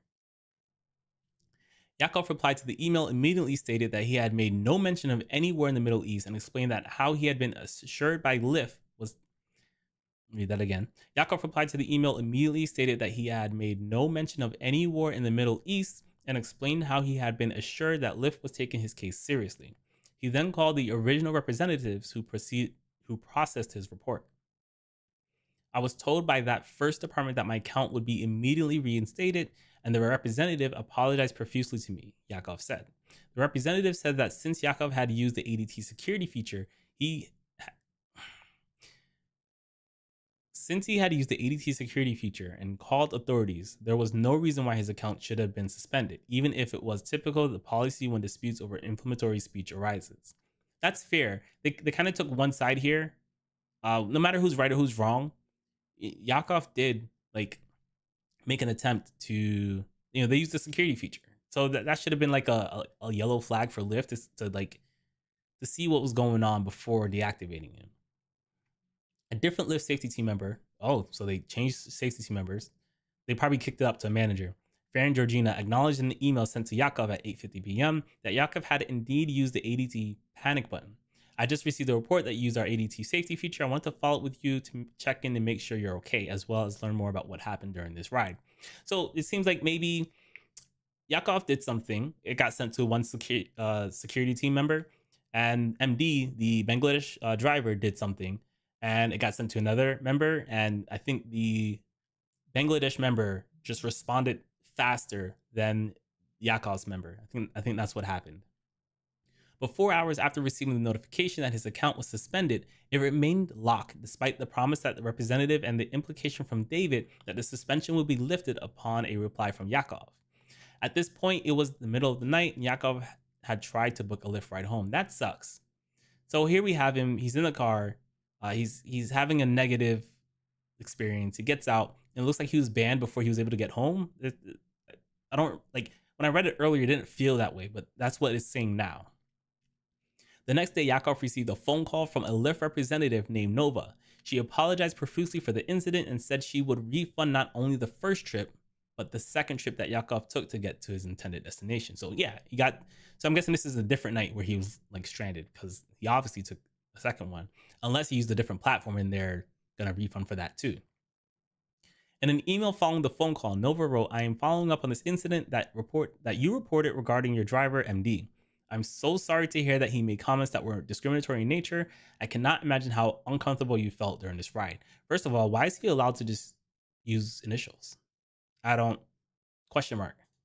That's not drivers, like, don't we have to use our real names? That I don't understand. Unlisted Design says, maybe because Yakov used the ADT button in an improper situation and Lyft didn't want to deal with it. A weird situation. Maybe they should put guidelines on when to use that service. Detailed. Yeah, I agree with that. Clarity is better than clever. This sort of behavior by a driver is unacceptable and is something we absolutely do not tolerate in the Lyft community. In order to protect all of our community members, we have the community guidelines in place to ensure trust and safety within our community. In addition to these guidelines, please know that violations of our terms of service may result in users' exclusion from the community. Please know that the concerns you have brought to our attention are being investigated. I did get your account online and these rides refunded for you. In a statement to, I'm gonna just call it Ham. In a statement to Ham, Lyft said Lyft unequivocally condemns anti-Semitism and all other normal jargon. So interesting. Unfortunate.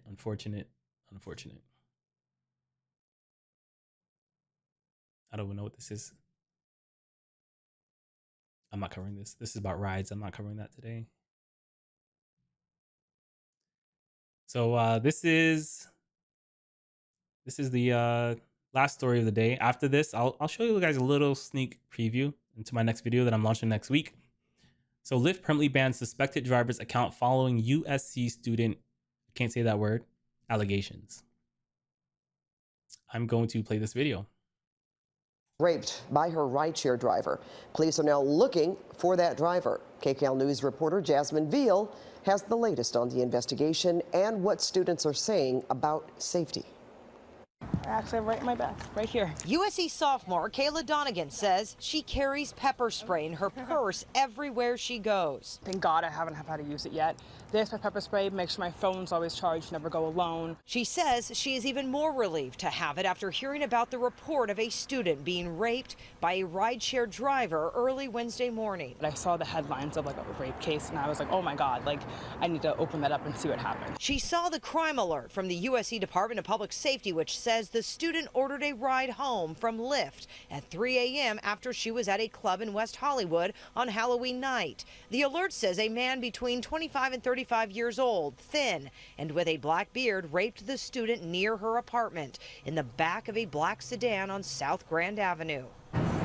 This street where police say the sexual assault was reported is just about a mile from campus, and you can see there is a lot of construction and it is an industrial area, so at night presumably it's very dark. It's definitely scary around here. USC sophomore Caitlin Hayes says she was very worried about her friends when she heard. I knew a lot of people who were going to West Hollywood that night. Lyft says based on the information available at this time, we have not identified a report or ride matching the description and can't confirm it involved the Lyft platform.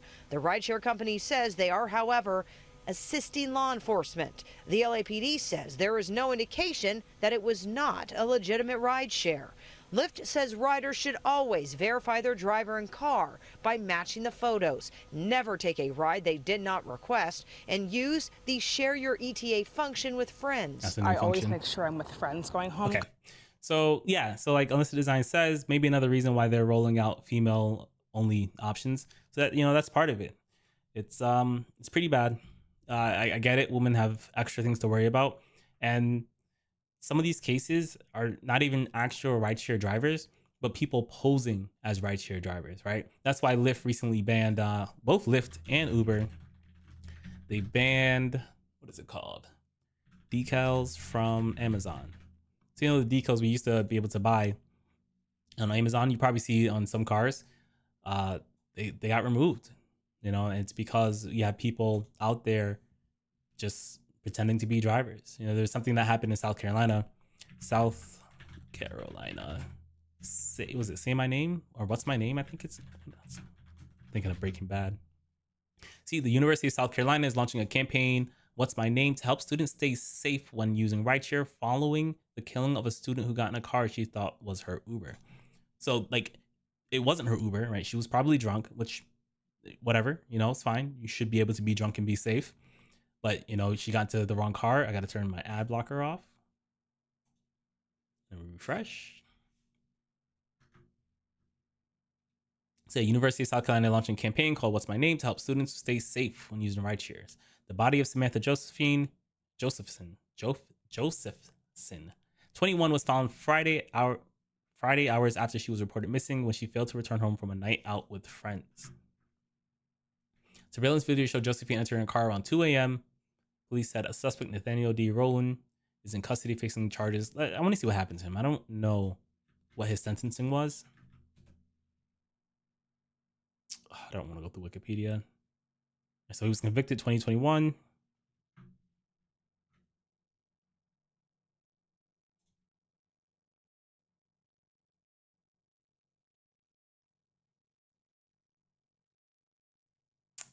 Unfortunate, it was a black man.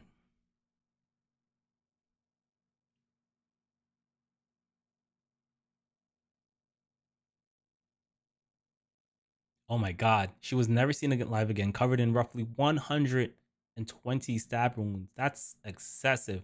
Her body was later found in remote woods, 65 miles from Colombia. Man, that's wild. So I've actually never looked into this. I'm only aware of it because I drive in Charleston, and I always have passengers come open my door and be like, hey, what's my name? And I don't have an issue with it. Some drivers complain about it. I don't know why. But let's check out the video I'm working on. I'm gonna show you the intro. Sneak peek. So I was actually accused of like another YouTuber called me out saying that I said I want to make $3,000 in 1 week, and he called me out that it's not possible, and that he challenged me to come on his live and prove it. So this is what this video is about.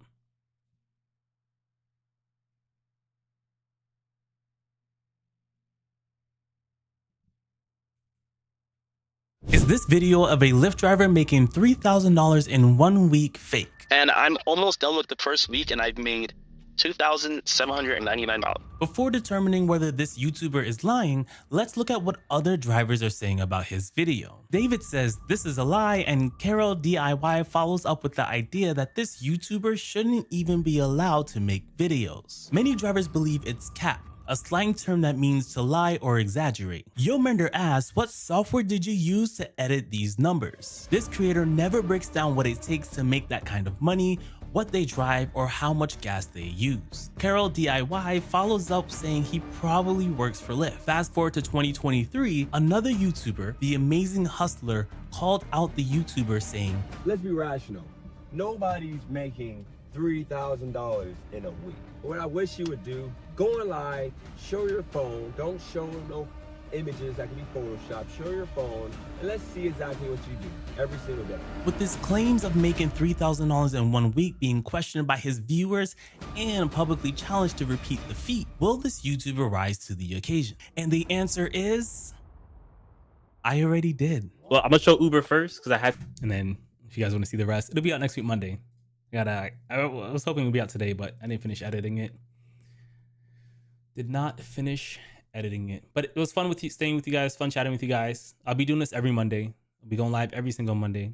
Unlisted Design says, I requested Lyft signs from Lyft twice and they still didn't get anything. It's been over 6 months. I've given up. Luckily, I still have the original sign. So same here. I do have the original. They did send me one randomly. It's somewhere. I don't know where, but the issue you're having with them is common.